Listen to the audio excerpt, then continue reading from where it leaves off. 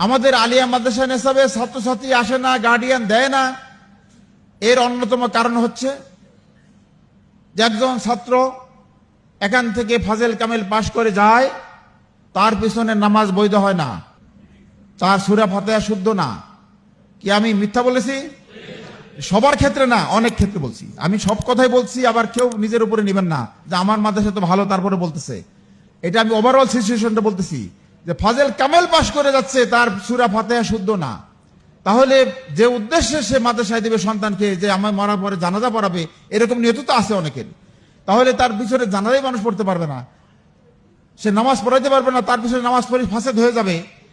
তাহলে কেন আপনাকে মাদ্রাসায় দিবে? না দেয়া এই জন্য নুরানিতে দেয়, কাউমিতে দেয়। এটি একটা কারণ। মিড ডে মিল এবং উপবৃত্তি না থাকা সত্ত্বেও কওমি মাদ্রাসা এবং নুরানি মাদ্রাসায় ছাত্রছাত্রীর অভাব নাই। আমি বললাম যে নুরানি মাদ্রাসা কি ফ্রি পড়ায়? কজন না, বেতন দিয়ে পড়তে হয়। আমার জানা মতে 200, 300, 500 পর্যন্ত বেতন আছে, আছে না? আছে।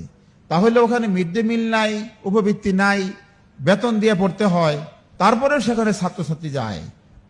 আর আপনি মাদ্রাসায় বেতন ছাড়া পড়ান, আসে না কেন? সেইটি আমাকে আত্মসমালোচনা করতে হবে। আসে না এই জন্য দুর্বলতা, নিজের যা সমস্যা আছে সেটি তো স্বীকার করতে সমস্যা নাই আছে। আমরা যদি স্বীকারই না করি আমাদের সমস্যা, তাহলে সমাধান করবেন কিভাবে? আপনার মাদ্রাসা ইবতেদায়ী দিলে ইবতেদায়ীর ছাত্রছাত্রীরা আলিয়া মাদ্রাসায় সবচাইতে বঞ্চিত, সবচাইতে অবহেলিত। কারণ আপনার মাদ্রাসায় কামেল পর্যন্ত আছে, আপনি ফাজেল কামেল পরিসংখ্যান নিয়ে ব্যস্ত আছেন। গতবার কয়টা পাস করেছি, এবার কয়টা বেশি পাস করানো যায়। ইবতেদায়ীর তো কোনো সার্টিফিকেট নাই, এ ব্যাপারে আপনার কোনো হেডেক নাই। এটা অনেকের কথা বলছি। বললে পরে বলে যে স্যার ইবতেদায়ী তো কারি পোস্ট ফাঁকা, কারি শিক্ষক পাচ্ছি না,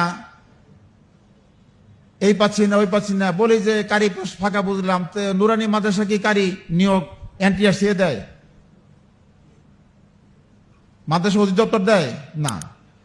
তাহলে আপনার ঘাটতি আছে, আপনার ইবতেদায়ী কারি পোস্ট ফাঁকা আছে, আপনি নুরানি মাদ্রাসার মতো 2জন নুরানি ট্রেনিং প্রাপ্ত 2জন শিক্ষক নিয়োগ দেন, একজন হাফেজ নিয়োগ দেন। তাহলে তো নুরানি মাদ্রাসা পড়ে যা পাবে আপনার এখানে যদি তা পায়, অবশ্যই আপনার এখানে স্টুডেন্ট আসবে।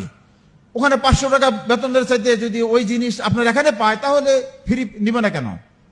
অবশ্যই আসবে। ছাত্রছাত্রী কিভাবে বাড়বে সেটা বুঝাতে পারলাম। আমরা ছাত্রছাত্রী বাড়াতে চাই, এজন্য হরকত